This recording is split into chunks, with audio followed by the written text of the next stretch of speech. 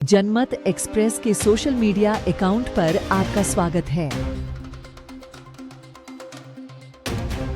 मुझे सूचना मिली कि मदनी मस्जिद में डिमोलिशन की कार्रवाई चल रही है। पूछा कि हमको आर्डर दिखाइए, किस आर्डर से ही डिमोलिशन हो रहा है। इमीडिएटली हमने ये सवाल पूछा कि आखिर किस आदेश से हो रहा है, आदेश आपने कोई पारित किया है, हाँ या ना में हमको जवाब दे दीजिए, हम चले जाते हैं यहाँ से।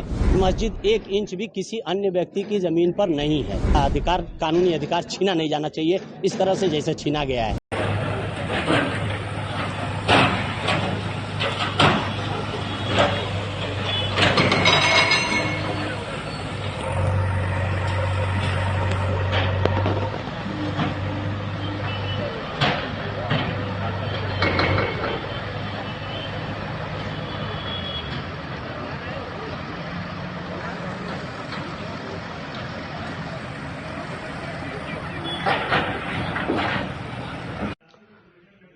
आज कुशीनगर जनपद में हाटा के अंदर एक मदनी मस्जिद को डेमोलिश किया गया है, जिसके बारे में ये इल्जाम लगाया गया कि ये अवैध निर्माण था या नक्शा पास नहीं था। इस तरीके की बातें सुनने में आई। हालांकि प्रशासन की तरफ से किसी भी तरीके की कोई प्रेस कॉन्फ्रेंस या किसी तरीके की कोई बाइट मीडिया के जरिए से आवाम को नहीं दी गई है।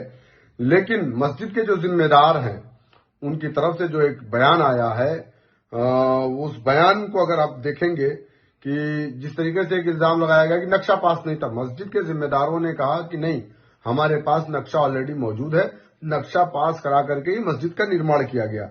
दूसरी चीज, ये एक झूठ कहा गया शासन की तरफ से, जैसा कि उनके जिम्मेदारों ने कहा कि हमने नोटिस दिया 3 मरतबा, इन लोगों ने कोई जवाब दाखिल नहीं किया।